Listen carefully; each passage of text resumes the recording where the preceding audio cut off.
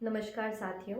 आज 12 जनवरी को हम पूरे देश में राष्ट्रीय युवा दिवस के रूप में मना रहे हैं और हम सभी जानते हैं कि 12 जनवरी 1863 को आज ही के दिन भारत के महान संत, आध्यात्मिक गुरु और मैं कहूँ तो युवाओं के प्रेरणादायी, प्रेरणा स्रोत, आदर्श पुरुष जिसे मैं कहती हूँ, हमारे स्वामी विवेकानंद का जन्म हुआ था। तो उन्हीं की जन्म जयंती को आज हम पूरे देश में राष्ट्रीय युवा दिवस के रूप में मना रहे हैं। साथियों, स्वामी विवेकानंद जी के शिकागो में हुई धर्म सभा जो 1893 में हुई थी, उस धर्म सभा में दिए गए भाषण को हम सभी ने सुना है और उसके सार को हम सभी ने समझा है, क्योंकि उसमें हमने समझा है कि स्वामी विवेकानंद ने भारतवर्ष को पूरे विश्व पटल पर एक आध्यात्मिक राष्ट्र के रूप में और भारत की जो समृद्ध सांस्कृतिक विरासत या भारत की जो समृद्ध सांस्कृतिक धरोहर है उसको पूरे विश्व पटल पर रखने का कार्य स्वामी विवेकानंद जी द्वारा किया गया। और अमेरिका में शिकागो में भाषण के बाद लगभग 4.5 वर्ष तक उन्होंने अमेरिका और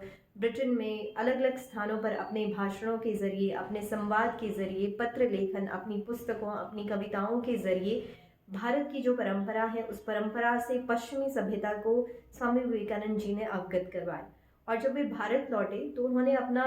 जीवन, जो उनका जीवन बहुत ही कम समय का रहा, लगभग 39.5 वर्ष का उनका जीवन था, उतने कम समय में ही उन्होंने भारत की युवाओं के लिए, भारत में रहने वाली स्त्रियों के लिए और विशेष रूप से दरिद्र वर्ग के लिए मुफ्त में कई सेवाएं उन्होंने शुरू की। युवाओं के लिए वे विशेष रूप से मार्गदर्शक रहे, क्योंकि उन्होंने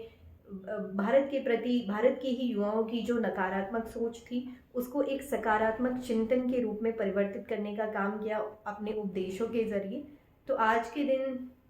स्वामी विवेकानंद जी की जयंती के अवसर पर मैं उनके प्रति कृतज्ञता प्रकट करते हुए और उनके संदेशों जो आज भी और चिरकाल तक हम सभी